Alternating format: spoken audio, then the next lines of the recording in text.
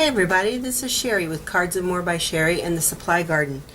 I'm coming to you today to show you a walkthrough of a junk journal that I made. I had a request for this, so I made this for a swap over on Junk Journal Junkies Facebook page. I will link them in the comments below.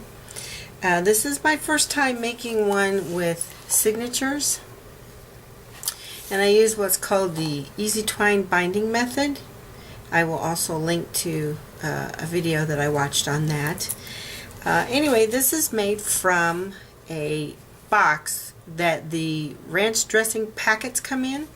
It is about 4 by 6. And I used a paper stack from Recollections that I believe is called Today, Tomorrow, Forever, something like that. Kind of vintagey looking, and plus I inked all the edges just about everywhere in here with vintage photo distress ink. On the edge here, I wasn't sure how to add some danglies, so what I ended up doing was running a small piece of chain through here, and I see I've got them kind of tangled up right now. Small piece of chain that I attached with a jump ring and this charm at the bottom, this little birdie. Isn't he cute? Then I added a key and a couple of bead dangles that I made. I'm going to zoom in just a wee bit here. There you go. You can see that a little bit better. Then on the front, I thought it was rather fortuitous that I had a stamp that said gratitude, so I stamped that and matted it and put it on here.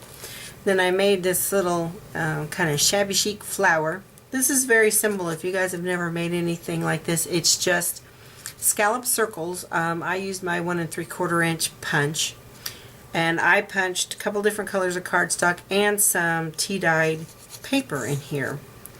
Poke a hole through the middle of all your scallops.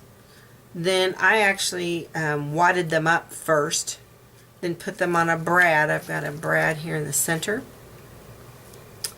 Then after I had them on the brad, because the cardstock's kind of stiff, I sprayed it with water so it would soften up a little bit and I could shape it a little bit better. And then I also spritzed it with just a little bit of shimmer mist. It didn't take too well, but trust me, I did spritz it. And then let it dry, ink the edges just a little bit, and there you have it. The leaves in the background are a Sizzix Sizzlets die that I cut, inked them up just a little bit. So that's the cover. I wasn't sure what I was going to do as far as the binding. Again, I'm new to this whole book type of method, and I wasn't sure what to do. So I ended up putting an eyelet on the front and the back, ran some pretty seam binding through it, and simply just knotted it on the back side. And then I didn't want those loose edges showing, so I punched a little circle of this same pattern paper and glued it over that loose edge, and hopefully that will hold that down. That way there won't be any fraying or anything happening there. So did that on the front and the back to hold that end down. As I said, this is done with signatures, and I just used heavyweight baker's twine to do the binding. There are 4 signatures. Each one has 6 foldovers, so basically a total of 12 pages. And each one I did pretty much the same way. There is patterned cardstock. Try to make sure I stay in the camera here. And then I put tuck spots, journaling cards. I did a little bit of stamping here and there. This is tea-dyed printer paper that has been cut to size. Then we have some more cardstock that I've put a tea-dyed doily on. It was way too big, so I cut it in half and put it on there. It's just glued here so that I could use it as a tuck spot. And then what I've put everywhere there's a doily, this is what I've put in there, is a piece of pattern paper that has had lines printed on the back. So that's a great place to write down things that you're grateful for, things that you're thankful for. You could even use these to write a letter to somebody that you're thankful for to let them know about that. And then put something else in the tuck spot if you wanted. On the back of that, there's a side tuck spot with a little tag in there.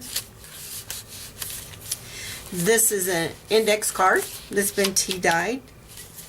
Some more printer paper with just some simple stamping. I tried to keep the stamping very simple, very light, to kind of carry through that kind of vintage antiqued look.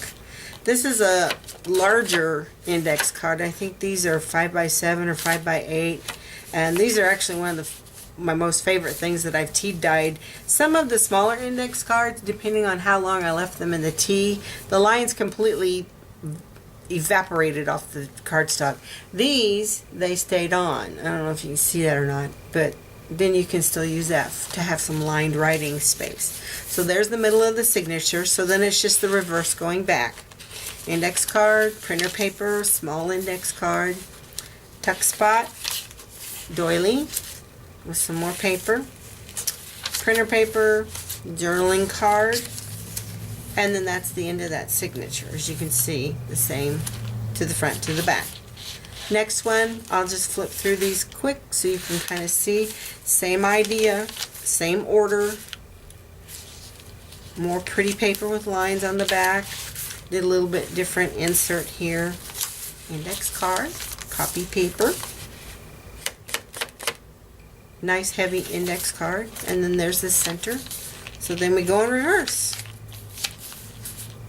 And I tried to use up as much of the scraps that I had created when I cut the main signature part, so that's why you see the same papers repeated throughout. I just figured I would use them since I had them. Another doily, more pretty paper with lines. Another tag or journaling card, and then there's the end of that one. Here's the third signature. Another pretty pull out and glitter. That's so pretty. Be thankful.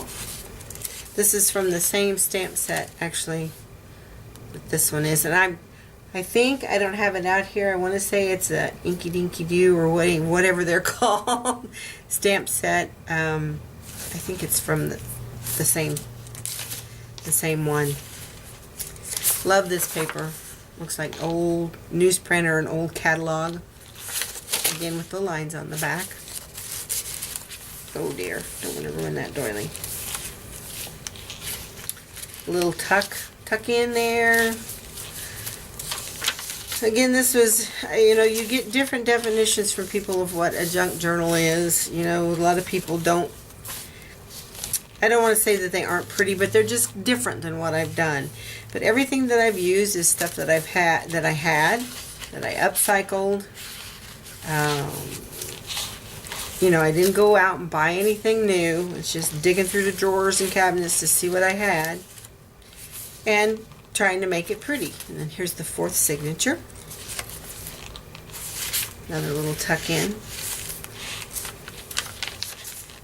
And to me, this is different than when I make traditional, like, mini scrapbooks, because it's not quite so much all matchy-matchy and perfect, everything lines up. Like, I would probably never do anything like this in one of my little mini scrapbook albums. But I might now, because I'm starting to kind of embrace this whole concept of anything goes, really. That's one of my favorite stamps right there. That pear that has script across it. Another little tuck there. There's the last of the doily. Printer paper, another little tuck, and that's it. So that's my journey into the easy twine binding method and making signatures. I'm overall pleased with how this came out. I hope that my swap partner likes it. I hope that you like it. I hope you will like and subscribe to my channel.